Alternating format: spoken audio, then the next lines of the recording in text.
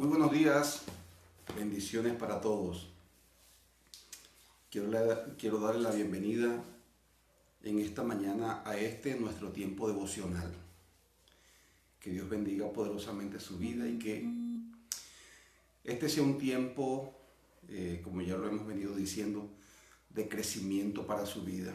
Recuerde que nuestro propósito es asemejarnos a Jesús, ¿no? Cada día. Vamos a iniciar este tiempo devocional leyendo lo que nos dice el salmista David en el Salmo 81, capítulo 81 de Salmos, versículo 13.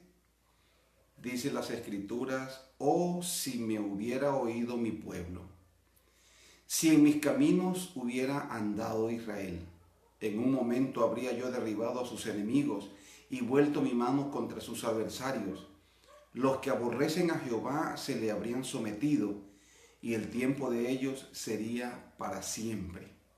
Le sustentaría Dios con lo mejor del trigo, y con la miel de la peña les saciaría. Aquí vemos como una exclamación de Dios, como si Dios se toma su momento y hace una exclamación por un anhelo de su corazón. Y ese anhelo de su corazón es la obediencia de su pueblo. Oh, si mi pueblo me hubiera oído.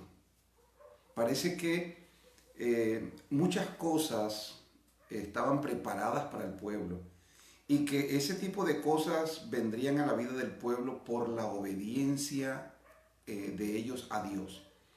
Dice: si en mis caminos hubiese andado Israel, dice, en un momento habría yo derribado a sus enemigos. Es decir, que Dios los ve luchando, los ve peleando, los ve asediados por sus enemigos. Y Dios dice: si ellos me hubiesen obedecido, si ellos hubiesen andado en mis caminos, yo hubiese hecho frente a esos enemigos. Y en un instante, en un momento, los habría yo derribado y habría vuelto mi mano contra ellos. ¿Por qué Dios no lo hizo? ¿Por qué esa lucha tuvo que librarla el propio pueblo? Bueno, Dios lo dice, porque ellos decidieron no andar en obediencia. Dice: los que aborrecen a Jehová se les habrían sometido, y el tiempo de ellos sería para siempre. Es decir, que les iba a dar una victoria constante, una victoria permanente. Dice: le sustentaría a Dios con lo mejor del trigo, y con la miel de la peña le saciaría. Y ese es el lamento, por decirlo de alguna manera, de Dios respecto a su pueblo, porque en un momento dado no escucharon a Dios. En la obediencia está la bendición del pueblo de Dios. Así que la invitación el día de hoy que nos hace la palabra es a que volvamos nuestro corazón a la obediencia a Dios. Dios sabe por qué dice las cosas. A veces nosotros no la entendemos, no comprendemos por qué Dios permite o por qué Dios dice las cosas, por qué Dios nos pide que hagamos, nos pide que obedezcamos. Obviamente que no tenemos una idea de toda la película completa, solamente nosotros vemos las escenas. Sin embargo, Dios, que tiene un panorama, tiene una vista completa de todo, que sabe con detalle las cosas que han sucedido, las que están sucediendo y las que sucederán. Él nos guía. Y esto es clave. La confianza del pueblo de Dios, la confianza de los hijos de Dios en su palabra. La confianza de los hijos de Dios en lo que Dios ha dicho. Así que la Biblia dice que bienaventurados los que obedecieron sin haber visto. Entonces, hay una bienaventuranza para los obedientes. Recuerden que eso se lo dijo el profeta Samuel a Saúl. Le dijo qué es lo que Dios requiere, qué es lo que le agrada a Dios. ¿A Dios le agradan los sacrificios antes que la obediencia? Le dice, no, el obedecer es mejor que ofrecer sacrificios, Saúl. Por cuanto tú has decidido desobedecer a Dios, bueno, Dios también te ha echado del reinado para que ya no seas rey. Y ha escogido a otro mejor que tú, que haga la voluntad, alguien conforme al corazón de Dios. Así que la invitación en esta mañana es a que nos acerquemos con esa disposición, la disposición de ser obedientes, de ser personas moldeables, de ser personas que tienen un corazón enseñable y que confiemos en lo que ya Dios ha dicho en su palabra. Vamos a orar en esta mañana y vamos a pedirle al Padre o a darle gracias a Dios por su palabra, porque su palabra, como dijo el rey David, la palabra de Dios es lámpara. La palabra de Dios nos ilumina nuestro camino. Así que en esta mañana vamos a acercarnos y a darle gracias a Dios por su palabra. Pero también vamos a disponer nuestro corazón para serles obedientes, ser obediente a Dios. Que hoy podamos acercarnos más. Recuerde que Jesús fue perfecto en la obediencia y nosotros estamos buscando ser más como Jesús. Así que vamos a buscar en este día ser más obedientes. Gracias a Dios por lo que ya hemos logrado. Gracias a Dios por el entendimiento que el Señor nos ha dado y por lo que ya hemos hecho. Pero hoy nos proyectamos nuevamente a ser más como Jesús y vamos a perfeccionar la obediencia. Padre, te damos gracias en esta mañana. Gracias por tu amor, mi Dios. Gracias por tu misericordia. Gracias por tu fidelidad. Padre, aquí están nuestras vidas en esta mañana.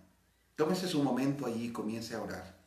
Tómese su momento y comience a bendecir el nombre de nuestro Dios. Señor, gracias por tu palabra. Gracias, Señor, por habernos dado, Dios mío, esta bendición. La bendición de conocerte a ti. La bendición de conocer tu palabra. Gracias porque en ella podemos encontrar dirección. Tu palabra dice, Señor, que esta palabra es una lámpara a nuestros pies. Es una lumbrera a nuestro camino. Esta palabra nos guía. Esta palabra nos ayuda, Señor, a conocer tu voluntad. Tu voluntad está aquí expresada en tu palabra y queremos darte gracias en esta mañana por permitirnos tenerla, Señor. Gracias por el entendimiento que nos has dado, Padre Celestial. Gracias. Te bendecimos en esta mañana, Padre, porque tú has sido bueno con nosotros. Gracias, Señor. Pero aquí estamos, Señor, en esta mañana, reconociendo, Padre, que necesitamos crecer en la obediencia. Reconociendo, Padre Celestial, que necesitamos perfeccionar la obediencia. Así que en esta mañana nos presentamos, nos rendimos delante de ti, Señor. Tu palabra dice que el Espíritu Santo nos guiará a toda verdad, a toda verdad. Aquí estamos, Señor. Háblanos, dígale al Padre en esta mañana, habla mi vida, Señor. Porque yo quiero, Padre, caminar, yo quiero acercarme, yo quiero buscar más, Padre Celestial, de tu presencia. Yo quiero, Señor amado, caminar más hacia la obediencia. Así que aquí está mi vida, Padre. Aquí está mi vida, Señor. Examina mi vida, Señor. Todas aquellas cosas, Dios, con las que he estado batallando. Todas aquellas limitantes. Todos aquellos impedimentos, Señor, que al presente me han estado, Señor, deteniendo en mi propósito, en mi caminar, para parecerme más a ti, Señor. Están delante de ti. Están delante de ti, Señor. Oro, Señor, oramos en esta mañana para que tu presencia nos guíe. Tú has dicho en tu palabra, conoceréis la verdad y la verdad os hará libres, dice tu palabra. Así que estamos aquí en esta mañana, Señor, pidiéndote, Dios amado, que tú, Señor, traigas liberación a nuestra vida de todo aquello que nos ha estado impidiendo crecer. Todo aquello, Señor, que nos ha estado impidiendo, Señor, detenernos, lo que nos ha estado impidiendo avanzar. En el nombre de Jesús, oramos, Padre Celestial, para que tu poder en esta mañana fluya en nuestras vidas. Y a través de este tiempo de oración, Padre, a todos aquellos, Señor, que conectados, Padre, que con este tiempo, Padre Celestial, han estado encontrando, Señor, lucha, han estado encontrando dificultades para avanzar, para crecer. Padre, oro en esta mañana para que ellos puedan, Dios mío, ver tu gloria, para que ellos puedan ver, Señor, cómo Dios eterno, el Espíritu Santo trabaja en ellos, guiándolos a la obediencia, guiándolos, Señor, al perfeccionamiento de esa obediencia. En el nombre de Jesús, Tú has dicho en tu palabra, oh, si mi pueblo me hubiera escuchado, oh, si en mis caminos hubiese andado Israel, en un momento habría yo derribado a sus enemigos.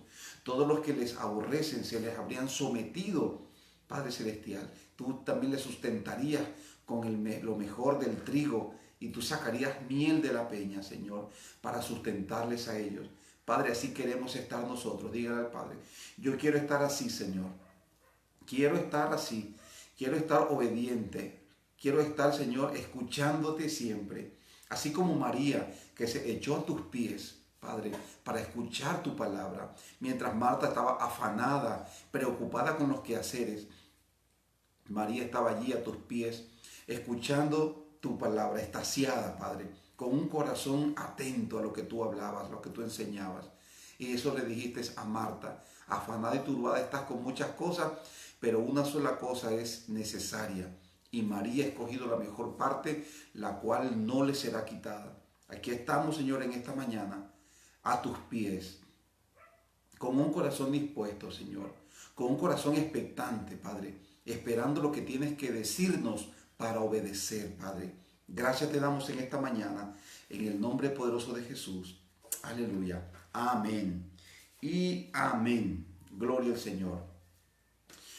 Muy bien, mis queridos, Dios bendiga a todos. Es un gusto una vez más poder compartir con usted este tiempo devocional y poder compartirle la palabra de Dios que lo va a guiar a usted al crecimiento espiritual, al crecimiento. Recuerde que estamos leyendo la primera carta a los Corintios, Hoy vamos a leer el capítulo 5. Vamos a leer un par de versículos solamente allí. Pero recuerde que el apóstol Pablo escribe esta carta para dar respuesta a algunas situaciones que se han estado viviendo en el contexto de la iglesia. El apóstol Pablo, luego de leer y examinar la consulta que le hacen los líderes de la iglesia a Pablo acerca de determinadas situaciones que se están viviendo, el apóstol Pablo se toma su tiempo, me imagino yo, ora, busca en los archivos de la instrucción de Dios y les da respuesta. Algunas cosas en esta carta no están corroboradas con algún texto bíblico. Pablo dice respecto a este asunto, en algunos apartes eso lo vamos a encontrar, dice, este no es mandamiento de Dios, sino que este es mi parecer como un hombre que ha alcanzado gracia. Creo que puedo dar mi parecer. Y hay muchas cosas, algunas cosas o pocas cosas que el apóstol Pablo, en las que el apóstol Pablo dice, este es mi parecer. Este no es un mandamiento de Dios, pero esto es lo que yo como hombre de Dios creo que se debe hacer. Y hay algunas cosas que Pablo sugiere como hombre de Dios.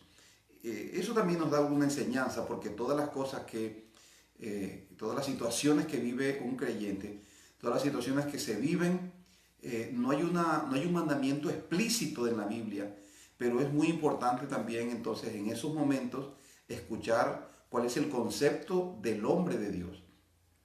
¿Cuál es el concepto? Entonces, pero eso lo vamos a tratar más adelante. El apóstol Pablo da respuesta a una serie de problemas que ya hemos estado enumerando, hablando. Y uno de ellos, uno de los más, el primero que aborda Pablo y uno de los más difíciles o de los más problemáticos, son las divisiones internas. Y ya eso lo trató el apóstol Pablo. Ahora en el capítulo 5 el apóstol Pablo aborda otro problema que está enfrentando la iglesia. ¿Cuál es el problema que está enfrentando la iglesia? Problemas con la inmoralidad sexual. Eso está en la iglesia. En la iglesia hay un caso de inmoralidad sexual. Y es un escándalo para las personas que rodean la iglesia. Pero parece que el creyente que había caído en ese pecado de inmoralidad sexual, para él no era un problema. Él lo veía como algo normal, algo cotidiano. Y que de pronto que su libertad en Cristo le permitía a él poder poder practicar este pecado. No sentía ningún tipo de remordimiento, no sentía ningún tipo de convicción, y los creyentes en la iglesia, los líderes en la iglesia, tampoco hacían nada al respecto. Cuando Pablo se entera de esto, por la carta que le envían los líderes, esto es lo que dice el apóstol acerca de esta situación. Vamos a leer entonces el capítulo 5, y aquí vamos a estacionarnos en por lo menos unos 3 días, porque vamos a mirar desde varias perspectivas el problema del pecado sexual en el contexto de la iglesia. Hoy vamos a enfocarnos en el creyente que cayó, el creyente que pecó, porque todos estamos expuestos, todos somos vulnerables, todos. No hay una sola persona, aún la persona más fuerte puede ser afectada. Sin embargo, como siempre he dicho, y por lo que el Señor en una ocasión dijo, hay pecados que tal vez no van a afectar su vida. Usted no tiene ningún problema tal vez con una serie de pecados, pero cada quien tiene su propia debilidad, y lo que es una fortaleza, lo que es una debilidad para un creyente, tal vez para otro no lo sea, y lo que es una fortaleza en un aspecto para un creyente, para los otros tal vez no lo sea. Tal vez para muchos de los que nos observan el pecado sexual no sea un problema, tal vez porque de pronto no tiene ese tipo de lucha, pero hay un número significativo de creyentes, y yo creo que la mayoría están expuestos a esta problemática. Por eso hoy vamos a abordar el tema o el personaje que cayó en este pecado, ¿no? El creyente de la iglesia. Luego vamos a ver cómo el apóstol Pablo enfrenta esta situación, cómo aborda o qué soluciones da, qué recomendaciones da para hacer frente a este tipo de pecados en la iglesia, los pecados sexuales. Y también vamos a mirar cómo los líderes de la iglesia estaban mirando este pecado y cómo reaccionaban ellos ante esto.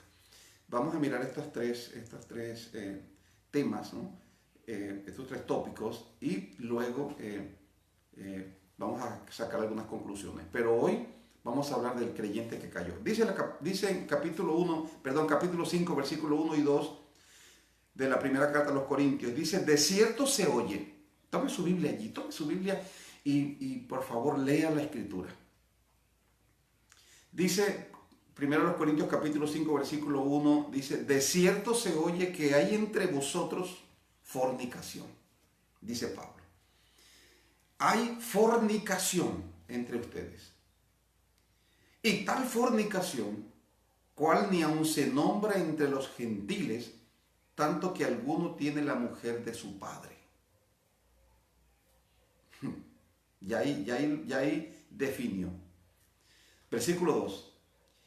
Y vosotros estáis envanecidos. ¿No debierais más bien haberos lamentado para que fuese quitado de en medio de vosotros el que cometió tal acción? Vamos a quedarnos con el versículo 1. Se oye que entre ustedes, dice Pablo, entre ustedes. Entonces no era un tema de una persona nueva que llegó a la iglesia. Era un creyente de la iglesia que había tenido problemas, que había caído y que estaba cometiendo pecados. ¿Qué clase de pecados? Pecados relacionados a la sexualidad.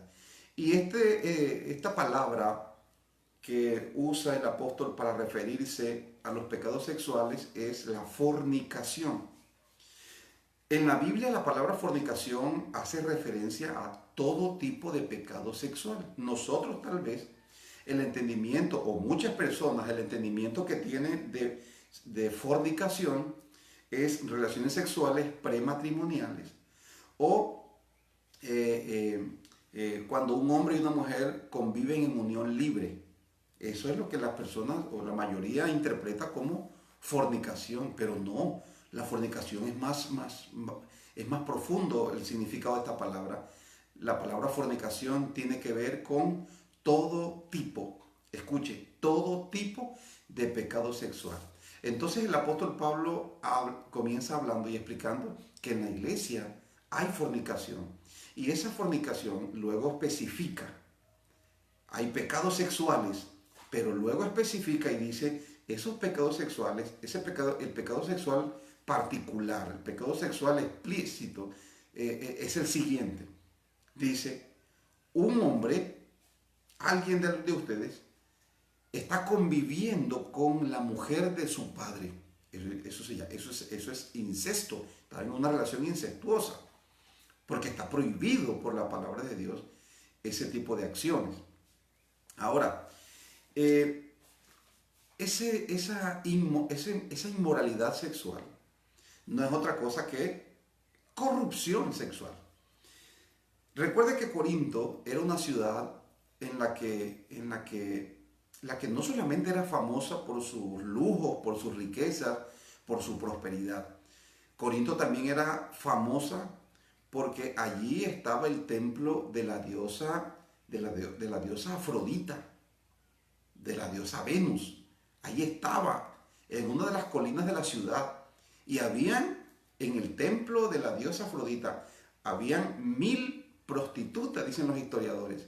1000 prostitutas que eran una especie de sacerdotisas que no solamente atendían a las personas que iban a ofrecer culto a esa deidad pagana y le ofrecían su sexualidad como parte del culto. De hecho, eso era una práctica, como tal vez nosotros hoy en día cantar, adorar. Bueno, para ellos también la sexualidad, habían cuartos donde las personas que iban a ofrecer sus cultos, llevaban sus ofrendas a la diosa, enseguida entraban a esos cuartos y como parte del ritual de adoración a la diosa Afrodita, ellos sostenían relaciones sexuales y allí estaban esas 1000 prostitutas pagadas, sustentadas por la religión de la época, para ofrecer ese tipo de servicios a todas las personas, a todos los hombres que iban allí a adorar. Ahora, no solamente eso, estas mujeres descendían todas las tardes del templo y entraban a la ciudad. 1000 mujeres entraban a la ciudad para ofrecer sus amores a todos aquellos que lo quisieran tener con ellas relaciones sexuales, donde sea y gratis. Entonces había un nivel altísimo de corrupción. Por eso era famoso también la ciudad de Corinto. Ahora, estos creyentes que estaban en Corinto, muchos de ellos habían sido rescatados de esa forma de vida. Dios los había salvado, los había rescatado, los había sacado de todo tipo de corrupción, especialmente la corrupción sexual. Dios los había rescatado y ahora estaban allí en la iglesia. Y esos creyentes, tal vez, además del entorno corrupto en el que ellos estaban viviendo, esa sociedad sexualizada en la cual ellos estaban viviendo, esa sociedad tuvo un efecto, infiltró, permeó la iglesia. Y ahora uno de los creyentes, por lo menos uno de los creyentes, o dos, porque estaba el hombre que le quitó la mujer a su papá y estaba la mujer también. Ellos ahora estaban en la iglesia y habían de alguna manera, se habían dejado contaminar o corromper con esa corrupción sexual que les rodeaba. Ahora ellos estaban en la iglesia practicando la corrupción sexual. Estaban en la iglesia. Ese es el tema y ese es el punto. Ahora, tal vez para él era algo normal. Tal vez él no tenía claro cuáles eran las normas de Dios para la sexualidad. Tal vez no lo conocía. El punto, mis queridos, es que se encontraba en la iglesia unos creyentes que estaban viviendo de una manera corrompida, estaban viviendo un libertinaje sexual. Y eso no es muy diferente a la realidad que vivimos hoy en día en el contexto de nuestras iglesias. Porque hay muchas personas que tal vez no tienen claro, o algunos tal vez tienen claro, Pero para ellos, como no se fortalecen en Dios, como su relación con Dios no es fuerte, no es sólida, como no son gente de oración, no son gente de ayuno, no son gente que han tomado la decisión de morir al mundo y de santificarse y vivir para Dios, no han tomado esa determinación. Tal vez muchos están en la iglesia, pero no han tomado esa determinación de morir al mundo y de vivir de acuerdo a la ley de Dios. Entonces, esa es la razón principal por la cual tal vez muchas personas son livianos, no tienen claro, viven confundidos en cuanto a su sexualidad en la iglesia. Y no estoy hablando de personas que tienen problemas con su identidad sexual, estoy hablando de hombres y mujeres que estando en la congregación todavía se permiten ciertas libertades pecaminosas. Y así como en esta iglesia de Corinto, la corrupción sexual permeó la iglesia y estaba afectando a los creyentes, hoy también nosotros podemos ver esa misma situación en la iglesia. Hombres que con el conocimiento de Dios le son infieles a sus esposas. Esposas que teniendo el conocimiento de Dios se conciben fantasías sexuales, inclusive comienzan teniendo y terminan teniendo romances con otras personas. Eso nosotros lo vemos, eso es lo cotidiano con lo que estamos luchando. Ahora, la cuestión es la siguiente, ¿eso impide que una persona sea hija de Dios? Pablo dice a los santificados. Ahora, yo quiero que quede claro que nosotros no estamos justificando el pecado, porque la Biblia dice que los fornicarios y los adúlteros no heredarán el reino de Dios. Sin embargo, el llamado que hace Pablo es a que el tal sea reprendido, el tal sea disciplinado. Ese creyente que no ha querido de pronto corregir su sexualidad en el contexto de la iglesia, esa persona sea enfrentada, sea confrontada. Y es posible que muchas personas hoy en día sientan o piensen que nadie tiene derecho de juzgarles por su sexualidad. Bueno, cuando la Biblia dice, cuando leemos Corintios, Pablo dice, los creyentes que se comportan así deben ser sometidos a un proceso de disciplina. Ahora, escuche esto, vamos a la raíz del problema. Porque este tema de cómo tratar el pecado lo vamos a dejar para otro día, pero quiero preguntarle, ¿cuál es la razón por la cual un creyente puede terminar en este estado? ¿Cómo es que un creyente termina siendo corrompido en su sexualidad? ¿Por qué un creyente termina con hábitos y con un libertinaje sexual? ¿Por qué termina en estos pecados sexuales? ¿Cuál es la razón? Ya la dije al principio.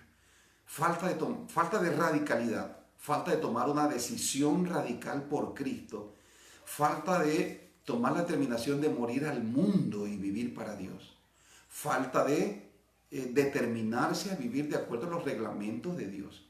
Ahora, escuchen, eso es lo primordial, porque nosotros podemos vivir en medio de cualquier sociedad sexualizada, puede ser la peor, pero déjame decirte que en medio de las tinieblas la luz de Dios brilla. Es decir, que si nosotros tomamos la decisión de ser luz en Dios, nosotros vamos a ser diferente a las circunstancias, diferente a la sociedad en la cual nosotros vivamos, no importa cuán corrupta sea. ¿Cuál es el problema? El problema es que la sociedad sexualizada busca por todos los medios de promover esa sexualidad. Y lo hace a través de todos los medios disponibles, la televisión, la radio, las revistas, la internet, por todos los medios.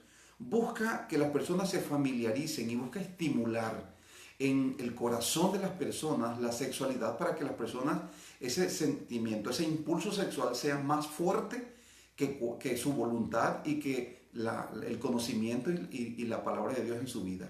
Ese es el problema. Ahora, ese es uno de los problemas, ¿verdad? Ahora, sobre eso nosotros no tenemos poder. No vamos a orar y decirle, Dios mío, ten misericordia, Padre, de nosotros e impide que esta sociedad se corrompa en su sexualidad. Estamos orando por la salvación de ellos, pero Satanás tiene un plan Y ese plan es, si no te puedo sacar de la iglesia, pues te voy a corromper dentro de la iglesia. Y esa es una de las formas que Satanás usa para corrompernos, para corromper a los creyentes a través de la sexualidad. Entonces, busca por todos los medios. Ahora, usted a cualquier hora del día puede ver en la televisión escenas sexualizadas, niños sexualizados. Ahora todo lo sexualizan. ¿Cuál es el propósito? ¿Cuál es el interés de Satanás? Que la sexualidad, inclusive de los hijos de Dios, sea estimulada al punto de que vivan sin ningún tipo de restricciones en un libertinaje sexual. ¿Cuál es el problema de eso? El problema de eso, mi querido, es que, escúcheme bien, la Biblia dice que los fornicarios y los adúlteros los juzgará Dios. Los fornicarios y los adúlteros no tendrán un lugar en el reino de los cielos. No tendrán un lugar, y no se engañe. No se engañe pensando de que usted puede tal vez caer y después pedirle perdón a Dios y caer y pedirle perdón a Dios. Porque la Biblia dice claramente en Hebreos capítulo 10, versículo 26, porque si pecaremos voluntariamente después de haber recibido el conocimiento de la verdad, ya no quedan sacrificios por los pecados, sino una horrenda expectación de juicio y de hervor de fuego que ha de devorar a los adversarios. Para que un creyente impida caer en pecados sexuales, para que un creyente pueda evitar caer en un pecado sexual, lo primero que tiene que hacer es corregir lo que está viendo. Tienes que corregir lo que estás viendo por la televisión, en la internet. Hay programas de televisión que no puedes ver, que no deberías ver más bien. ¿Por qué? Porque esos programas de televisión lo que hacen es estimular tu sexualidad. Hay videos y redes sociales que no deberías entrar siquiera. ¿Por qué? Porque eso te va a corromper. Porque Jesús dijo que la lámpara del cuerpo es el ojo. Así que todo lo que tú ves se almacena en tu mente. Esa información que va directamente a tu mente. Y luego que va a tu mente, entonces esos pensamientos, te bombardea el enemigo con esos pensamientos en tu mente para convertirlos en un sentimiento, y ya luego ya no puedes con tu impulso sexual, no puedes dejar de mirar algo, no puedes dejar de ver a una persona sin estar pensando en la parte sexual. Así trabajamos, así trabaja el ser humano, así funcionamos. Todo lo que nosotros vemos y todo lo que escuchamos alimenta lo que nosotros somos. Entonces, lo que se nos dice en la Biblia, Proverbio, dice, tus ojos miren lo recto, que tus ojos miren lo que es recto y que tus párpados se dirijan hacia lo que tienes delante, hacia tus objetivos, hacia tus propósitos. Podemos vivir en una sociedad corrupta, pero guardándonos para Dios, guardándonos para Dios. Todo lo que tú oyes, todo lo que ves, estimula tu sexualidad. Por eso es importante mirar bien qué es lo que estamos viendo, qué es lo que estamos, en dónde estamos, a dónde nos metemos, con quién conversamos. Debemos tener mucho cuidado con eso. Ahora, Dios, ¿qué ha dicho acerca de la sexualidad? Voy a terminar con esto. Capítulo 5, por favor, del libro de los Proverbios. Para los que están solteros, la Biblia dice, si usted toma en cuenta esta recomendación y cuida lo que ve y lo que oye, estoy completamente seguro que no vas a tener problemas con tu sexualidad. No vas a ser dominado, controlado por ella, sino que tú vas a ser dueño de ti mismo. Si tu vida está sometida a Dios en oración, tienes una comunión con Dios correcta, ayuno, oración, sometimiento a Dios, te alimentas de la palabra, vas a tener dominio, vas a tener control. Recuerda que Dios no nos ha dado un espíritu de cobardía, sino un espíritu de poder, de amor y de dominio propio. Nada de eso, que soy débil, es que no. El que está en mí es más poderoso que el que está en el mundo. Ese es mi pensamiento. Esa es la forma que tengo yo de enfrentar cada una de estas situaciones. Cuando la carne quiere excusarse de que no, que mi debilidad, no, Señor. El que está en mí es más poderoso que el que está en el mundo, y todo lo puedo en Cristo que me fortalece. Así que puede el enemigo venir como río, pero la Biblia dice que el Espíritu de Dios levantará banderas de victoria sobre él. ¿Qué dice la Biblia en el capítulo 5 de Proverbios, versículo 15? A los casados. Mira, escucha, hombre, mujer, que está allí casado, casada. Dice, bebe el agua de tu misma cisterna, los raudales de tu propio pozo. Se derramarán tus fuentes por las calles y tus corrientes de aguas por las plazas. sean para ti solo y no para extraños contigo. Sea bendito tu manantial y alégrate con la mujer de tu juventud, como sierva amada y graciosa Gacela, sus caricias te satisfagan en todo tiempo y en su amor recréate siempre. El esposo es para la esposa y la esposa para el esposo, para nadie más. No permita que ni que el mundo, ni que la circunstancia, ni que nadie se meta en esa relación. Si hay problemas, vamos a buscar resolver esa situación. Pero el apóstol Pablo dice que no se deben separar el marido y la mujer, que si se separan sea por un tiempo de oración, pero luego vuelvan a unirse para que no los tiente Satanás. Eso lo vamos a encontrar más adelante en la carta a los Corintios. Porque recuerde que estamos en una sociedad sexualizada como estaba allí en Corinto. Ahora, para los solteros, pastor, ¿qué podemos hacer? Vivimos en esta sociedad sexualizada. ¿Qué manejo podemos darle a nuestra sexualidad? Escúcheme bien. El soltero que tiene una vida fuerte de comunión con Dios. El soltero que está lleno con el Espíritu Santo. El soltero que se alimenta con la palabra y que tiene claro que se está guardando para quien va a ser su esposo o su esposa. Ese soltero que quiere hacer la voluntad de Dios, que quiere agradar a Dios, va a contar con el poder de Dios, va a contar con la ayuda de Dios, que le van a mantener sano y salvo, no controlado por su sexualidad, sino controlado por el Espíritu de Dios. Va a darle un orden diferente a su vida. Por eso insistimos que hay que estar conectado, hay que estar lleno de Dios. Y para los solteros, para los casados, la palabra de Dios dice, tienes a tu esposa, deleítate en ella, tienes a tu esposo, deleítate en él. Las relaciones matrimoniales no tienen por qué bajar ese nivel de intensidad afectiva, porque ya tengan tiempo de estar viviendo, tengan años de estar conviviendo. Al contrario. Escúcheme bien, vamos a cuidarnos de la corrupción sexual, porque a los adúlteros y a los fornicarios los juzgará Dios. Honroso, dice la Biblia, debe ser el matrimonio entre nosotros. Tanto los solteros como los casados deben tener el matrimonio en una alta estima y entender que nuestra sexualidad es un regalo, los solteros, para quien va a ser nuestro cónyuge. Y para los casados, mi sexualidad es mi regalo para mi cónyuge. Si vivimos de acuerdo a esta instrucción de Dios, estoy completamente seguro que no solamente va a haber unidad. Mire, el propósito de la sexualidad es unidad, es procreación, pero también es deleite mutuo. Deleite mutuo. Esos son los tres propósitos de Dios para la sexualidad. Más adelante lo vamos a ver. Pero hoy vamos a orar y vamos a pedirle a Dios que nos ayude. Yo estoy seguro que Él lo va a hacer. Pero vamos a tomar la determinación en nuestro corazón de guardar nuestra sexualidad, de vivir una sexualidad conforme a la instrucción de Dios. Padre, te damos gracias en esta mañana por tu amor. Gracias por tu misericordia, Padre, gracias por tu fidelidad. Reconocemos que estamos rodeados, Padre, de un nivel altísimo de corrupción sexual. Todo está sexualizado y es una debilidad para muchos, Señor. Padre, oramos en esta mañana, reconociendo tu palabra sobre nuestras vidas. Te pedimos que nos guardes, dígale al Padre en esta hora, dígale, Señor, yo acepto el reto de guardar mi sexualidad, de cuidarme de la corrupción sexual en medio de la cual estoy viviendo. En el nombre poderoso de Jesús.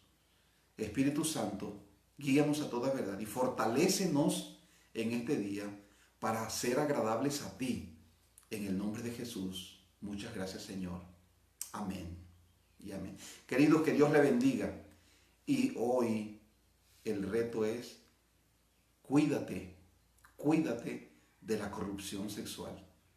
Que Dios le bendiga.